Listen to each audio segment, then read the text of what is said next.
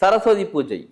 இப்போ நம்ம நவராத்திரி பார்த்துக்கிட்டு வரோம் பாருங்க. இதில் ஆக்சுவலாக திதி பேஸ் பண்ணி தான் நவராத்திரி ஒருவருமே நம்ம செலிப்ரேட் பண்ணிக்கிட்டு இருக்கோம்.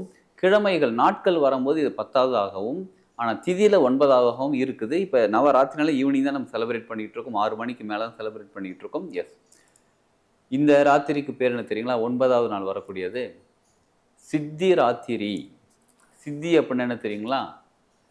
எல்லாத்தையும் நம்ம எவ்வளோ முயற்சி செய்கிறோம், நம்ம நிறைய விஷயம் நடக்கணும், நம்ம நிறைய படிக்கிறோம், கற்றுக்குறோம், நிறைய ஒரு தொழில் பண்ணுறோம், ஒரு பிஸ்னஸ் ஸ்டார்ட் பண்ணிக்கிட்டு இருக்கோம், ஒரு ஒர்க் பண்ணிகிட்டு இருக்கோம், நம்ம ஒரு மெடிடேஷன் பண்ணுறோம், ஆன்மீக பயிற்சிகள் செய்கிறோம், எல்லாமே நமக்கு சித்தி அடைய வேண்டும். சித்தி அடைவது என்றால் இப்போ 2 விஷயம் தனித்தனியாக இருக்குதுங்க. நான் தனியாக இருக்கிறேன், ஒரு முயற்சின்றது தனியாக இருக்குது. அதை அடைவதற்காக நான் முயற்சி செய்து கொண்டிருக்கிறேன்.